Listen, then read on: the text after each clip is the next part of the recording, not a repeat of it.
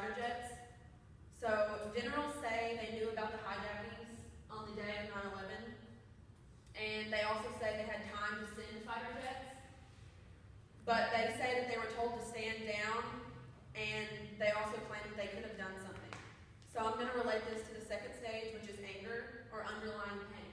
The reason I'm relating that to anger is because I feel like humans are, or like the people in NORAD, they're angry that they were told to stand down when they feel like they could have done something to save all these lives. The third one I'm going to talk about is the people who say it was the Jews' fault. Did you know that 4,000 Jews took off work on the day of 9/11 that were working in the towers? Because they did. People said that the Jews knew it was going to happen, and this helped the U.S. put a religious group on the radar.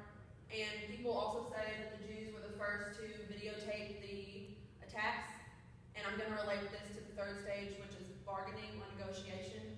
And the reason for this is because in order for us to not feel like our government would do something like this, we're going to put another group of people in our radar. And the next one I'm going to talk about, and the last one, is that the phone calls from the hijacked planes were faked. Scientists and skeptics say the calls couldn't have been made from such high altitudes. So basically they're saying that, it's mostly about the planes that were the ones where the people, what's the word? They overtook and they fell down before they hit any buildings or anything, but those are the ones that called all their families because they knew what was going on.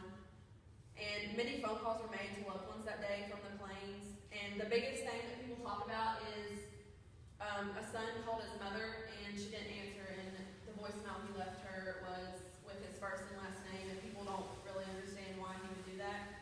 So I'm relating this to the fourth stage, which is depression, because I don't feel like they're not ready to understand why these calls were made to all these people, so it's a feeling of emptiness.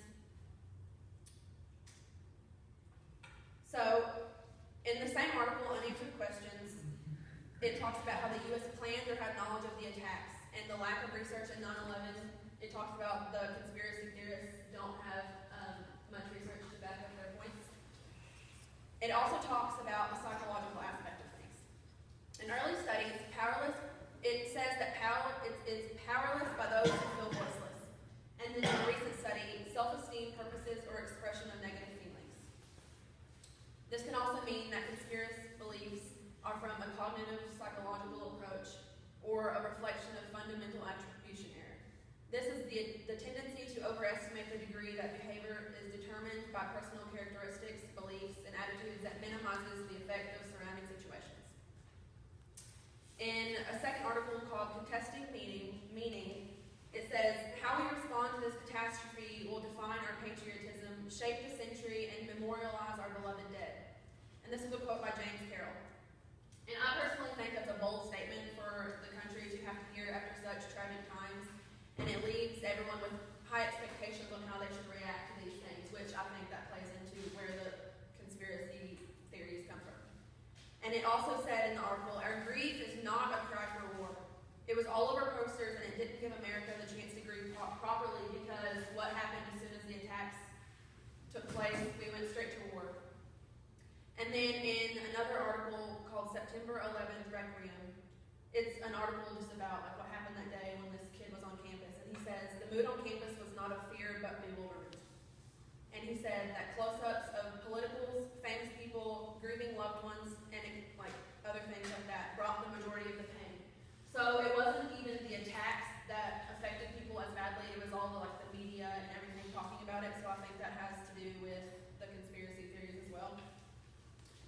And I have this picture right here. It says, of course 9/11 was a government conspiracy. I saw it on YouTube. Which I feel like whenever people say, whenever you're talking about a conspiracy theory, people look at you like you're crazy, doesn't really make much sense. But conspiracy theories are a way for humans to grieve properly. They are a human need for explanation to why such terrible